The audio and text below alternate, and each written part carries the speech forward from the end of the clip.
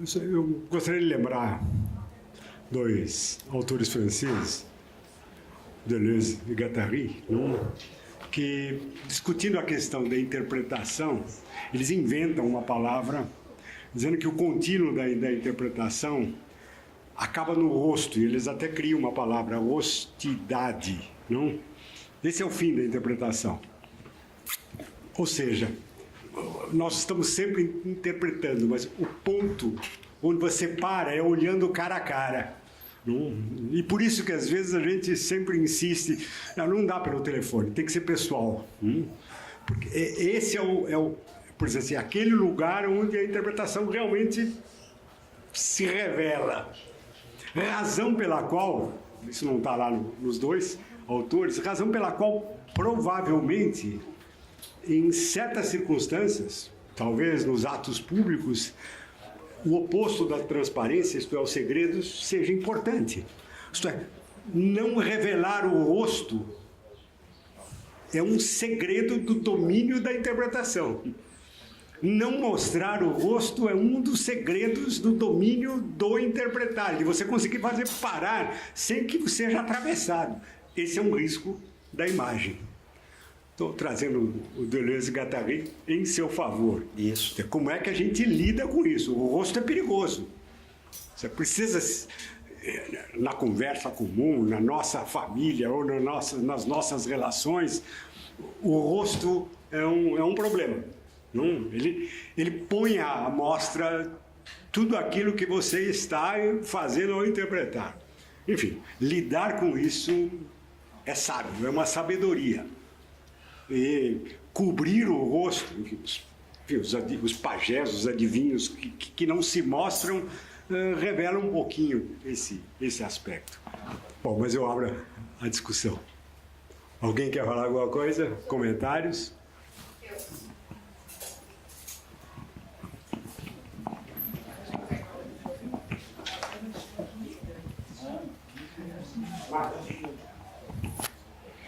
Eu queria só fazer uma defesa do simbólico, mas é só porque eu vou falar amanhã, então é em causa própria. Quem está falando? Sou eu, Márcia Hoffmann, juíza federal. Eugênio, eu percebi nesse simbólico, parabéns em primeiro lugar, como sempre, brilhante, desde o Jurássico. Eu não falo a sua idade, você não fala a minha, combinado? Combinadíssimo. Combinadíssimo. Eu percebi nesse simbólico e imaginário, não sei se eu estou enganado, eu percebi Lacan, percebi na retomada também do Zizek, esse enfant terrible da esquerda, eu gosto muito. Me parece, e aqui também professor Tércio, eu estou fazendo uma observação mais zetética do que dogmática, pegando a linha que o professor Laffer começou hoje de manhã, me parece que a justiça, também fazendo aqui a defesa do simbólico, me parece que a justiça está mais em prol do simbólico do que do imaginário, e eu diria pelo seguinte, o imaginário, e aqui é a minha provocação, me parece que ele está muito ligado à vingança, à satisfação dos desejos. E os desejos, como nós sabemos, são infinitos. E sendo infinitos, eles nunca se satisfazem. E o professor Tércio, na quarta-feira, ele deu uma palestra absolutamente brilhante na nossa escola de magistrados, dizendo que a vingança tem uma relação muito íntima com a justiça. E existe uma satisfação, de certa maneira, na vingança, mas isso é infinito. E o judiciário põe um limite à vingança. E daí eu diria que talvez a vingança tenha uma pulsão de morte. E talvez o judiciário esteja mais ligado ao simbólico, no sentido que ele põe um fim à vingança e estabelece um limite, não vamos nos vingar o tempo todo, e daí ele estaria ligado ao simbólico, e nesse sentido estaria ligado a uma pulsão de vida. Ou seja, nós não iremos nos vingar eternamente, nós iremos colocar um fim às vinganças, iremos colocar a lei, e nesse sentido talvez seja uma boa coisa. Talvez, daqui eu pergunto à professora Meire, talvez nós não estejamos no reino da híbris, da desmedida, do excesso, e talvez o pai que coloca os limites seja uma boa coisa, talvez não seja um excesso, um exagero. E aqui eu coloco como pura provocação, eu coloco também falando no lugar da fala, né? Talvez defendendo o judiciário, talvez seja algo bom. Perfeito. E apenas uma observação. Não, mas eu não Talvez tenho... seja bom estejamos no lugar do simbólico, talvez não seja repressor, talvez não estejamos no recalcado. Eu tô falando em pura defesa da minha causa. Eu reconheço completamente. Não, mas eu não tenho nenhuma diferença em relação à sua proposição. O lugar da justiça, o lugar do judiciário, o lugar da lei, o lugar do direito, o lugar da aplicação da lei, da eficácia jurídica, é o simbólico. Exatamente contrapesando aquela fantasia do imaginário de que todo desejo pode ser realizado, pode ser atendido. Exatamente aí. Então, o problema aparece quando essa função tão própria do simbólico se converte ao estrelato próprio do imaginário. Dá um curto-circuito na linguagem. É isso que eu digo. Veja uma coisa, eu vou chamar a atenção de vocês para um aspecto totalmente marginal, mas muito expressivo. A toga, para lembrar o professor Tércio, a toga que marcaria uma distância, uma mediação entre o corpo e a representação da justiça, foi mudando ao longo do tempo. E eu fico impressionado de ver como a toga, às vezes, flana como a capa do Darth Vader. Não é uma butade. Basta ver o comprimento e a maneira como a toga hoje no Supremo é vestida, com alcinhas aqui, que ficam aparentes. Ela é uma capa, não é uma toga. E a capa nos remete a um outro repertório imaginário que confluiu para o mito do concentrado no Darth Vader. Ou seja, a capa é um símbolo de força e não a toga como um símbolo de justiça. Então veja, essa confusão da ordem da representação deveria ser levada em conta na comunicação da justiça. A comunicação da justiça não é uma questão de imagem, ela não é uma máquina de propaganda ou ainda de informação, ela é uma extensão do ideal da justiça e assim deveria ser pensada. Ela não deve ceder a sua deliberação a uma esfera que lhe seja estranha e que lhe seja exterior. E aí que dá esse tipo de coisa. No imaginário popular, eu não conheço pesquisa sobre isso, mas a capa do Joaquim Barbosa fazendo aquelas coisas lembra a capa do Gilmar Mendes, a capa que passa negra como que sob uma ventania nas entradas. Ela está lá fazendo vingança e não está lá fazendo justiça. A imagem do justiceiro é uma... Interessante. Bom, lembrei também, olhando mais para trás, tem o Batman e tem o Super-Homem, que usam capa. Mas de outras cores. Ok, de outras cores, é interessante.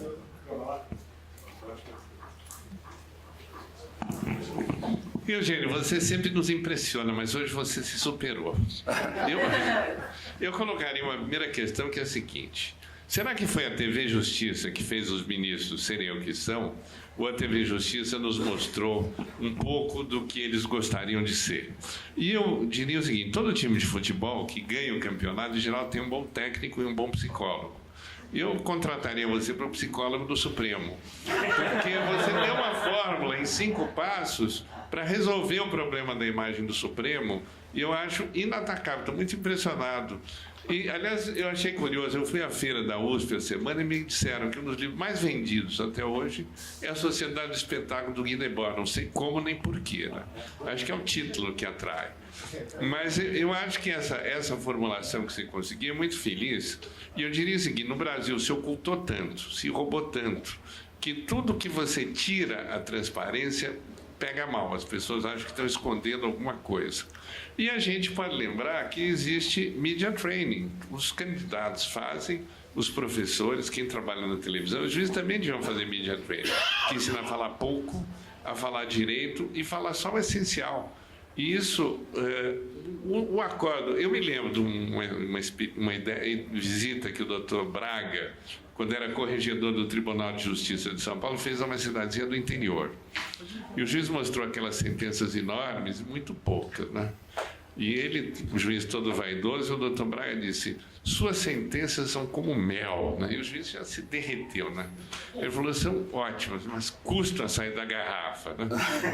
Então, hoje em dia, uma explicação de 1 hora, eu tive a experiência de ser juiz eleitoral. A gente julgava aquilo muito humildemente, muito rapidamente, explicava o fundamento, a solução e julgava. E eu acho que a justiça se beneficiaria de uma concentração, de você não ficar lendo aqueles catataus lá para todo mundo ir mais na televisão. É só isso para te provocar. Não, Eduardo, muito obrigado. E uma nota muito curta. Parece, o Joaquim vai saber disso aí, já mencionou essa questão aqui, salvo engano, em outra ocasião. O advento da TV Justiça aumentou e não abreviou os votos dos ministros. Eu desconheço esses dados, eu não sei até que ponto eles são. Aumentou. Agora, é claro que ela tocou a vaidade. E a vaidade é algo, vou repetir, inscrito na membrana da ordem civilizacional. Não podemos transformar essa discussão numa discussão sobre o caráter de cada um, porque não se trata disso. A vaidade percorre como uma seta todas as dimensões da vida social e todas as individualidades. Mas foi a TV Justiça que gerou? Não, mas sim a TV Justiça como um nexo de uma cadeia muito mais ampla. Vou insistir, acredito que a TV Justiça amplia o acesso público às questões próprias da justiça. Isso é importante. Nós não podemos abrir mão desse tipo de coisa. Mas é preciso trabalhar essa função com proteções contra a indústria das vaidades e tudo. E isso é possível. É possível fazer. Claro, em benefício dos ministros, sem dúvida nenhuma. Né, que você quer. Acho que sim, né? Ou tem TV Justiça ou tem Media Training. Não, mas pode haver TV Justiça e pode haver uma... Quando eu digo... Isso é transparente, o Media Training, a pessoa parar para pensar, de repente as coisas como acontecem, não é muito mais real, sem edição. Sim, mas a gente não conseguiria descer aos detalhes técnicos aqui, porque aí... Por isso eu procurei localizar princípios ou diretrizes, porque eu recomendaria a extinção da TV Justiça? Não. Eu recomendaria que o ministro nunca mais dê entrevista? Não, de forma nenhuma.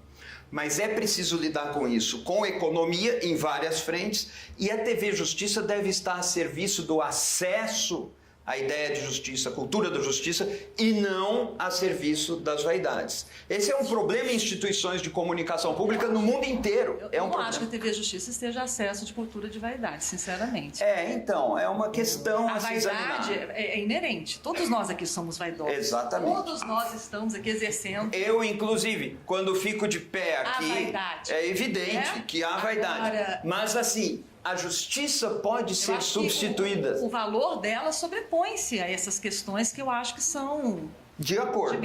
De acordo com isso. Mas só um adendo. Totalmente de acordo com o que você está falando. Mas com esse adendo, é preciso lidar com isso com atenção permanente. É preciso identificar preventivamente. É preciso recuar onde é necessário recuar.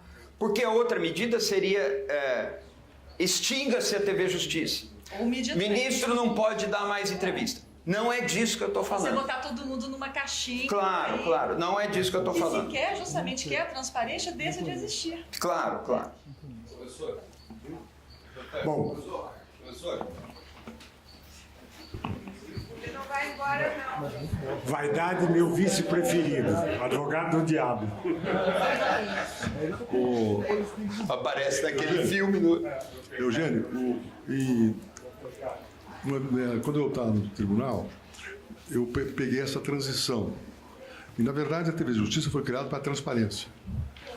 Não tenha dúvida nenhuma, foi criada para a transparência, mas passou a ser um instrumento de visibilidade. Ele começou a ser aparelhada para a visibilidade. Ou seja, o fato, inclusive, dos votos, você não assistia mais votos com o relator. Você, para concordar com o relator, tinha que contar uma história longa, porque estava, inclusive, eu tive um problema numa sessão em que eu era o presidente, aplicando algumas regras do Partido Republicano Rio-Grandense, eu apontei para um colega e disse, termina esse negócio, está todo mundo concordando? E ele referiu-se para mim assim, não, mas eu não estou votando para vocês, e apontou exatamente para aquele buraco onde fica a Câmara da TV Justiça. Ou seja, o que a TV Justiça provocou foi a transmutação daquilo, a finalidade inicial, que era ver o Supremo, para as pessoas verem o Supremo, transformou-se num instrumento para ser visto. E um aparelho para a sua, digamos, visibilidade popular. Nós tentamos, o Joaquim e eu, quando nós estávamos no Conselho de Justiça, nós tentamos alterar o modelo, inclusive contratamos gente, etc. e tal, para alterar o modelo, porque não dá para extinguir, evidentemente. E acho que era boa. Mas alterar o modelo para impedir esse tipo de voluntarismo evidente, que era o voluntarismo da visibilidade. Nós fizemos um programa, o Joaquim, eu não me lembro quem era o técnico lá que se chamou, era gente da fundação. Fizemos uma montagem para alterar a TV Justiça, para estabelecer um tipo de modelo que reduzisse o aparelhamento que era óbvio, feito por uma série de ministros, para serem visíveis, ou seja, terem visibilidade. Isso estava lá, mas nós fizemos isso, montou-se, começou a testar, houve uma reação forte, exatamente daqueles que se utilizavam para visibilidade, que eram os que tinham menos biografia, e precisavam ser conhecidos. E aí o que se passou? Depois vieram outros presidentes e acabou, o projeto morreu. Mas era exatamente essa transmutação entre instrumento de transparência para o tribunal passou a ser usado como instrumento de visibilidade. E mais, começa a estabelecer um desgaste ao próprio tribunal quando você assiste, digamos, o estímulo que por essa visibilidade faz a TV Justiça para os conflitos individuais, que às vezes não são controláveis. E isso dá um problema seríssimo em relação ao prestígio do tribunal. Isso. Só quero te agradecer mais uma vez, Robin. Você fala com mais propriedade uma coisa que eu gostaria de ter dito e não consegui. E se tivesse sido claro nesse ponto, eu concordo com o que você está falando, não existiria sua dúvida. De maneira alguma, eu digo que a TV Justiça é uma ferramenta, mas essa transmutação entre o acesso à informação ou o dispositivo de transparência em trampolim de visibilidade gera esse tipo de distorção, que é só o que eu recomendo que deve ser objeto da nossa atenção. Só isso. Muito obrigado. Eugênio, eu, Ziel, sou advogado. Eu estava pensando o seguinte, na tua fala aí, eu acho que é interessante, gostei muito do que foi colocado, porém achei que está um pouco parcial. Em que sentido? Aquilo que a TV Justiça coloca como aparência é apenas uma parte. O fundamental para nós e para a sociedade é se essa questão da TV Justiça interfere no julgamento do ministro. E sobre isso, acho que nada foi especificamente falado. Eu acho que esse é o ponto mais importante. A questão da simbologia, da capa, isso que foi colocado por você, que claro que é importante do ponto de vista da media training, mas na minha opinião não é a essência do que é o judiciário. E também é parcial em que sentido? A gente pode até imaginar que existam juízes lá que tenham uma vaidade além da conta, mas existem outros juízes que são muito cuidadosos e ciosos do dever que tem com aquela casa e com a sociedade. Então, acho que está faltando um pouco colocar esse outro lado. Acho que foi muito no campo da questão da vaidade, deixou de se colocar alguma coisa que eu acho que é essencial, que é a questão do julgamento, da importância do Supremo Tribunal Federal e talvez a sugestão que possa se colocar para quem tem experiência na divulgação ou em mídia é como é que esses juízes poderiam fazer para que a sociedade pudesse enxergar aquilo que de bom e de importante eles fazem lá no Supremo. Não, é muito bom, eu vou refletir sobre a sua crítica, acho que você tem toda a razão. Agora, o que me motivou? Nós somos treinados na vida de pesquisa, na vida jornalística e como alguém que desenvolve algum estudo, nós somos treinados a identificar problemas. Mas eu não tenho nenhuma dúvida de que existem e atuam ministros que têm essa consciência e que zelam pela discrição, pela altivez, pela equidistância e que se deram conta do enorme desafio que vai se abrir e estão se preparando para isso. Eu conheço um ou outro assim e tenho absoluta confiança neles e é porque eles existem que eu digo isso que eu digo aqui, porque eu tenho esperança de que alguma coisa seja útil. Tá? Vamos encerrar agora. Eugênio Batuíra, advogado. Estamos enfocando aqui muito essa questão da TV Justiça, mas você falou uma coisa muito importante, que é a exposição dos ministros fora dos autos, dando entrevistas na rua, na calçada, etc. Eu acho isso gravíssimo. Gravíssimo. Você tocou nesse assunto, você só precisa colocar um freio nisso, eu concordo. Acho que isso, acho que causa um dano ao judiciário absurdo, porque há magistrados, aí não estou falando só do Supremo, não. Falando de magistrados até de primeiro grau, falando sobre causas de que estão cuidando e falando fora dos autos, e para a imprensa, abertamente. Eu sou de um tempo que o juiz não falava sem autorização do presidente do tribunal. Nem advogado. Deixa eu dar uma palavrinha só. Precisamos encerrar, senão não vamos dar frente. Rapidinho. Eu te digo o seguinte, eu não vejo nas palavras do Butti uma crítica ao Supremo. O que eu vejo é uma proposta. E eu acho o seguinte, nós estamos num governo novo eleito que nós não sabemos o que vai ser. E nós precisamos de um Supremo forte e respeitado. Então, eu acho que é uma contribuição importante. E eu lembro que o tempo de televisão não faz mais eleição. O candidato eleito, ele não foi a nenhum debate na televisão. Então, não adianta ficar falando horas, porque não é isso que vai dar prestígio para ninguém nem para o tribunal. Encerramos? Se você ainda quer. Não. Ok, muito obrigado. Eu que agradeço.